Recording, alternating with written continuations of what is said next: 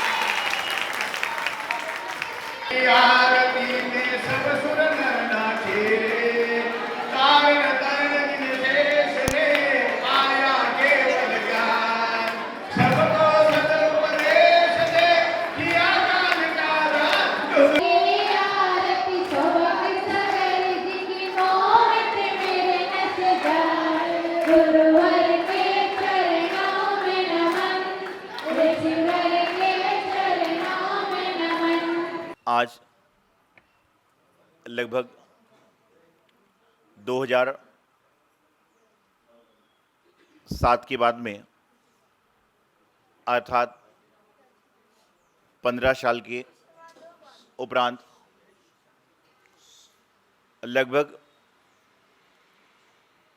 25,000 kilometre की पदयात्रा करके पुनश्च शांतिनाथ भगवान के दर्शन का भाग्य मिला और अपने जीवन को सौभाग्यमय बनाने का प्रयास किया। मुझे आज भी वो दिन याद पड़ते हैं जब 2007 में यहाँ पर चतुर्मास होना था। तो आज मन में प्रसन्नता भी होती है कि उस समय जो लोग बच्चे थे आज वह बच्चे वाले हो गए और सारे के सारे लोग सारा काम करा रहे हैं। जब 2007 में चतुर्मास होना था तो उस समय आप भी जानते हैं मुझसे ज़्यादा, और मैं भी जानता हूँ कि कैसे कैसे एक एक व्यक्ति को जोड़ते गए और जोड़ कर चौमासा यहाँ पर हुआ। और संभवतः औरंगाबाद शहर में साहू जी समाज, अग्रवाल समाज सैकड़ों वर्षों से वास करती है और यहाँ पर हमेशा साधुओं का आना जाना होता है। साधु महाराज भी बन गए, लेकिन शायद चतुर्मास उसके पहले कभी आपके यहाँ पर साहू जी समाज में औरंगाबाद में नहीं हुआ था। तो पहली बार 2007 में चतुर्मास वहाँ पर हुआ था। आज पुनश्च भारत देश की राजधानी दिल्ली से लगभग 1500 किलोमीटर का विहार करके हम लोग श्री क्षेत्र कचनेर जी की ओर जा रहे और आगामी चतुर्मास कचनेर जी में संपन्न होगा। लगातार जब हम यहाँ से बिहार करके गए, यहाँ और एक बड़ी और उपलब्धि थी कि हमारा उपाध्याय पद औरंगाबाद में हुआ था। तो उपाध्याय बनने के बाद में पहला चौमासा हमारा इसी मंदिर जी में हुआ था कि मुनि अवस्था के चौमासा आखिरी हरिनगर होकर पहला चौमासा यहाँ पर हुआ था। और ऊपर वाले कमरों में यदि कमरे भी होंगे तो आपने सब देखे होंगे, तो छोटे छोटे से कमरे थे, उसमें पूरा एक तरफ हम, एक तरफ छुल्लक जी, उधर माता लोग सब सारे ठहर के चौमासा सारा संपन्न हुआ था। तो आज यहाँ पर पुनश्च आए और लगातार आपकी समाज के लोग, सारे भक्तगण और विशेषकर जो सौभाग्य जागृति मंच बना है, यहाँ के लोग लगातार हर साल कहीं यात्रा को लेकर, कहीं दर्शन को लेकर, कहीं कहीं पर लगातार हमारे पास पहुँचे हैं। अर्थात 15 साल में ऐसा कोई साल नहीं गया जहाँ पर आपके समाज का व्यक्ति कोई ना कोई कार्यक्रम में ना पहुँचा हो। ऐसा लगता ही नहीं था कि हम हड़कू समाज से दूर हैं। कोई ना कोई व्यक्ति हर कार्यक्रम में उपलब्ध होता था और वहाँ पर हर बार कि 2007 के व्यक्ति वहाँ पर आए, हर जगह अनाउंस होता था और हर बार लोग पहुँचते थे।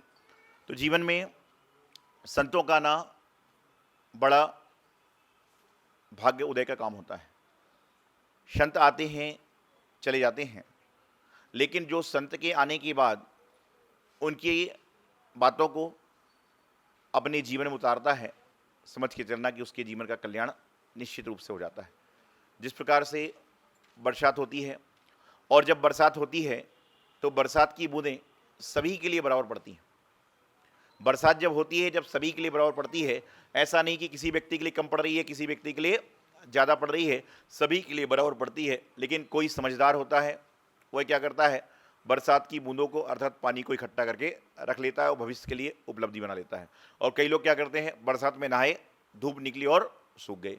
उसी प्रकार से जब संत आते हैं तो बहुत सारे ऐसे लोग होते हैं जो उनके दर्शन, पूजन, आहार के साथ में उनसे ज्ञान प्राप्त करके अपने जीवन का कल्याण करने का प्रयास करते हैं। और बहुत सारे ऐसे लोग होते हैं जो मंदिर में आए हैं, महाराज जी हैं, नमोस्तु भी कर लेंगे, चौका लगा तो आहार भी दे लेंगे, पूजा भी कर लेंगे, और जैसे ही बस महाराज जी का बिहार हुआ और अपने काम में लग जाएंगे। ध्यान रखिए, जीवन में काम में लगना बड़ा महत्वपूर्ण है, लेकिन काम में लगे रहने के साथ में कौन सा काम आपके लिए श्रेष्ठकर है, यह जानना भी आपको बड़ा महत्वपूर्ण है। आज वर्तमान में हर कोई बोलता है और हर कोई सुनता है, हर कोई बोल रहा है, हर कोई सुन रहा है, लेकिन बोलने वाला क्या बोल रहा है और सुनने वाला क्या सुन रहा है, यह बहुत जरूरी है। आजकल के श्रावक जब मंदिर जी में आते हैं तो कितने चावल चढ़ाते हैं, कितने चावल चढ़ाते हैं? मुट्ठी भर, कोई थाली भर, कोई बाल्टी भर। और महाराष्ट्र प्रांत में तो दूध पुष्प इस तरह से होती है जैसे पूरे चल रहे हैं सारे। तो मैं आपको बता रहा हूं कि जब श्रावक मंदिर में आता है तो थाली भर भर के चावल चढ़ाता है। कितना? थाली भर भर के चावल चढ़ाता है।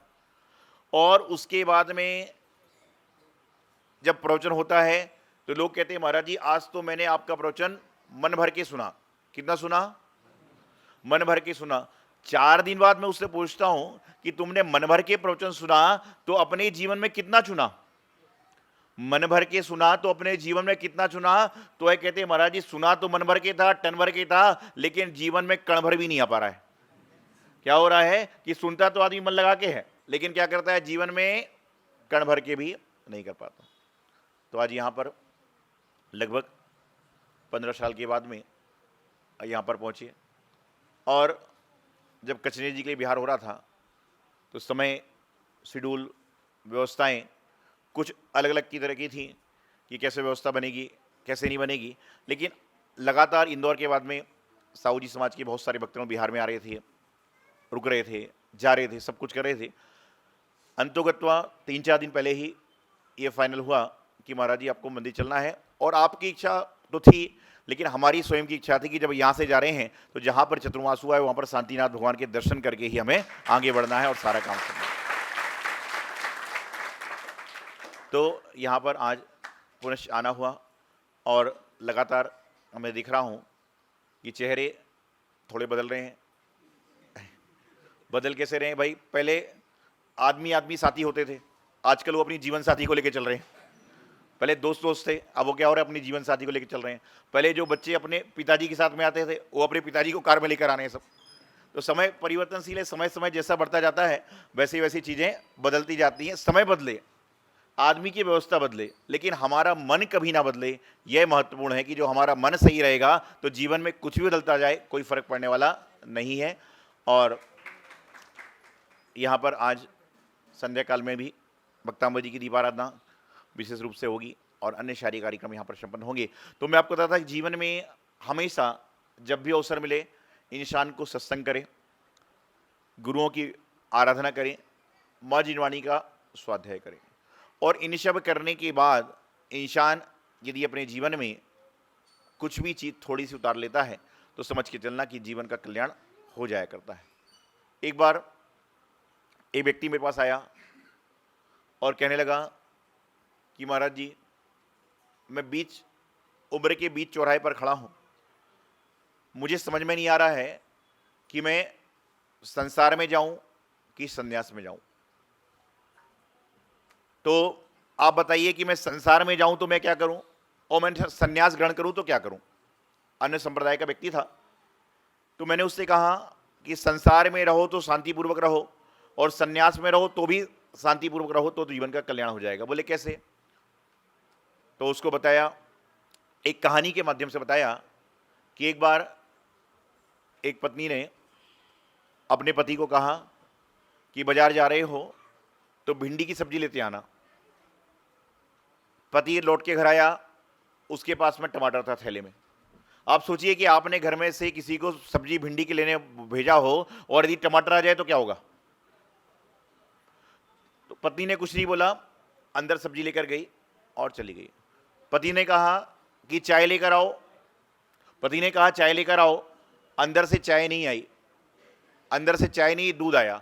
पति चुपचाप पी गया और वह व्यक्ति वापिस आया। तो बोले महाराज जी वहां भेजने का कारण क्या था, कहानी सुनाने का कारण क्या था। तो मैंने कहा ग्रस्त जीवन में रह रहे हो तो ग्रस्त में अंडरस्टैंडिंग होना चाहिए कि भिंडी लेने भेजा था, लेकिन भिंडी बाजार में नहीं होगी तो मेरा पति टमाटर लेकर आया। समझे आप, भिंडी नहीं होगी बाजार में तो टमाटर लेकर आया, और मैंने चाय मांगी थी, घर में चाय पत्ती खत्म हो गई तो मेरी पत्नी ने मुझे दूध दे दिया। लेकिन आजकल क्या होता है, आजकल क्या होता है कि भिंडी की और टमाटर के चक्कर में सब्जी नहीं बनेगी और चाय दूध के चक्कर में चाय भी नहीं मिलेगी। तो बोले महाराज जी ये तो संसार की बात समझ में आ गई, अब संन्यास लेना है तो क्या करें। तो उसको बताया कहानी के माध्यम से कि वहाँ जाओ, एक टेकरी पे बुजुर्ग साधु हैं, ये अन्य संप्रदाय की बात थी। टेकरी पे एक बुजुर्ग साधु है, उनसे जाओ और उनसे नीचे से कहना कि मैं आपके दर्शन करने आया हूँ। वह ऊपर गया और वहाँ पर जाने के बाद लगातार उनसे बोला मैं आपके दर्शन करने आया हूँ, मैं नीचे नहीं, ऊपर नहीं आ सकता, आप नीचे आओ। वो डंडी टेकते टेकते नीचे आए।